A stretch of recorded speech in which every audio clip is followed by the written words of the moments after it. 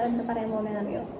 ഇപ്പോൾ നിങ്ങൾക്ക് കുറേ പേർക്ക് വായിക്കാൻ ആഗ്രഹം ഉണ്ടാവും, പക്ഷേ എങ്ങനെ തുടങ്ങണം, എന്ത് വായിച്ച് തുടങ്ങണം, ബുക്ക്സ് എവിടെ നിന്ന് ഓർഡർ ചെയ്യണം, അല്ലെങ്കിൽ ഇപ്പോൾ ഇംഗ്ലീഷ് ആയതുകൊണ്ട് തന്നെ മനസ്സിലാവില്ലേ, എനിക്ക് മനസ്സിലാവില്ലേ, എനിക്ക് എത്ര ഇംഗ്ലീഷ് അറിയത്തില്ല, അതൊക്കെ വായിച്ച് എനിക്ക് മനസ്സിലാവൂ, അല്ലാണ്ട് ഇന്ത്യൻ റൈറ്റേഴ്സ് അല്ലാതെ ഫോറിൻ റൈറ്റേഴ്സിൻ്റെ നോവൽസ് വായിക്കണമെന്നുണ്ട്, പക്ഷെ എനിക്ക് മനസ്സിലാവില്ല വിചാരിച്ചിട്ട് ഞാൻ വാങ്ങിക്കാതിരിക്കാമെന്നൊക്കെ വിചാരിക്കാൻ കുറേ പേരുണ്ടാവും.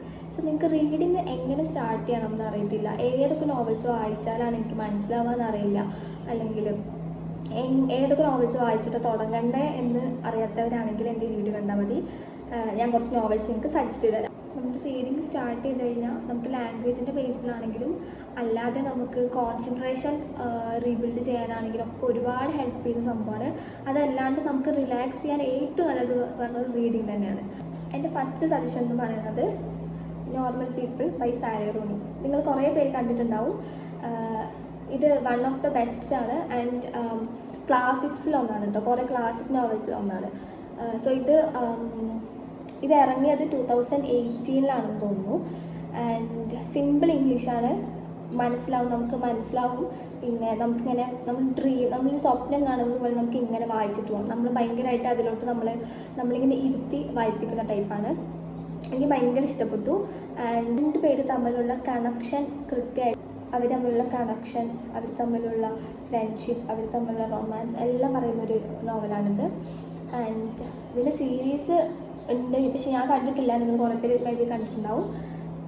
സോ ഇത് ഞാൻ നിങ്ങൾക്ക് സജസ്റ്റ് ചെയ്യും, normal people by Sally Rooney.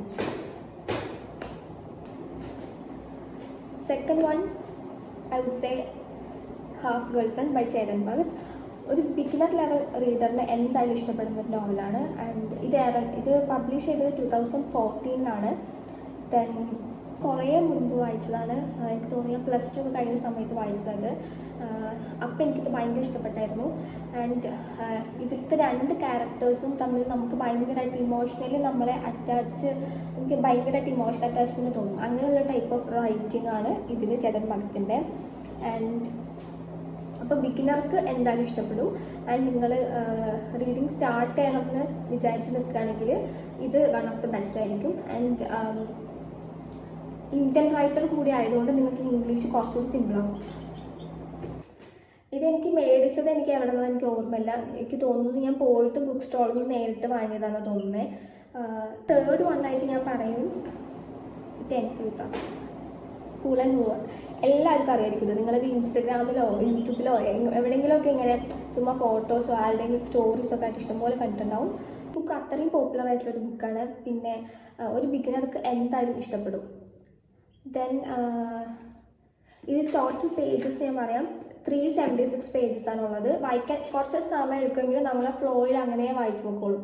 പിന്നെ റൊമാൻസ് ആണ്, ബട്ട് ഒരു ട്രിഗർ വാർണിംഗ് ആയിട്ട് ഡൊമസ്റ്റിക് വയലൻസ് നമുക്ക് പറയാം. ആൻഡ് സോറി, ഞാൻ ഹാഫ് ഗേൾ ഫ്രണ്ടിൻ്റെ നോർമൽ പീപ്പിളിൻ്റെ പേജ് നമ്പർ പറഞ്ഞില്ല കേട്ടോ. ഹാഫ് ഗേൾ ഫ്രണ്ട് 260 പേജസ് ആണ്, പെട്ടെന്ന് വായിച്ചു തീരും.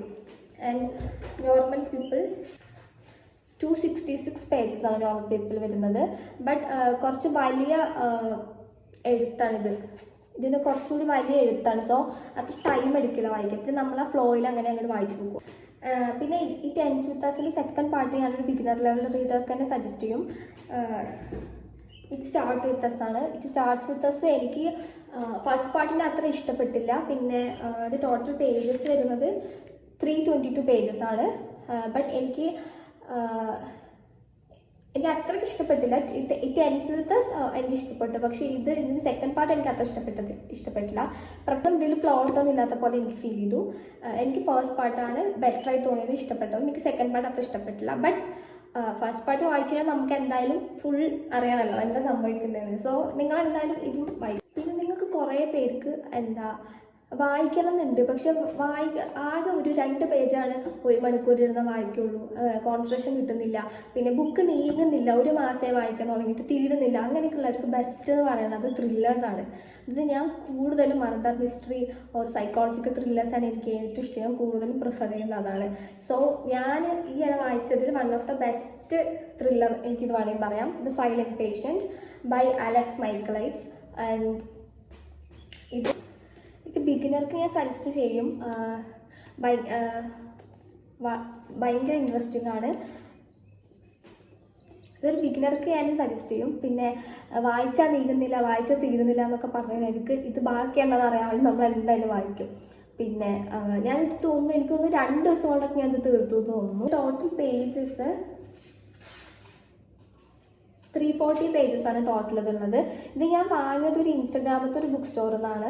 ഇതിൻ്റെ പ്രൈസ് 150, 149 ഒക്കെ ഇത് അവൈലബിൾ ആണ്. ഫ്ലിപ്കാർട്ടിലും നമുക്ക് 149, 150 അവൈലബിൾ ആണ്. നല്ല ക്വാളിറ്റി തന്നെയാണ്. എനിക്ക് നല്ല ക്വാളിറ്റിയിലാണ് വന്നിട്ടുള്ളത്. ഒരു സൈക്കോളജിക്കൽ ത്രില്ലറാണ്. ഹൊറർ ഉണ്ടോയെന്ന് വെച്ചാൽ ഹൊറർ ഉണ്ട്, എല്ലാം ഉണ്ട്. എനിക്ക് ഭയങ്കരമായിട്ട് ഇഷ്ടപ്പെട്ടു. നമുക്ക് ലാംഗ്വേജ് ഒക്കെ നമുക്ക് എന്തായാലും മനസ്സിലാവും. സിമ്പിൾ ലാംഗ്വേജിലാണ് എഴുതിയിട്ടുള്ളത്. ഓവർ കോംപ്ലിക്കേഷൻസ് ഒന്നും ഇല്ലാണ്ട്. സോ ഇതൊരു ബിഗിനർക്ക് വേണ്ടിയിട്ടാണ് ഞാനിപ്പോൾ ഇത്രയും സജസ്റ്റ് ചെയ്തത്. ഈ ബുക്സ് എല്ലാം സജസ്റ്റ് ചെയ്തത്. ആൻഡ് ഇഷ്ടംപോലെ നല്ല ബുക്സ് ഉണ്ട്. ഞാൻ വായിച്ചത് എനിക്ക് ഇഷ്ടപ്പെട്ടതിൻ്റെ റിവ്യൂസൊക്കെ ഞാൻ ഇനി ഈ ചാനലിൽ അപ്ലോഡ് ചെയ്യുന്നതായിരിക്കും. ആൻഡ് ബുക്ക് റിലേറ്റഡ് അല്ലാതെയും കുറേ വീഡിയോസ് ഞാൻ ചെയ്യുന്നതായിരിക്കും. Okay, thank you for watching. By.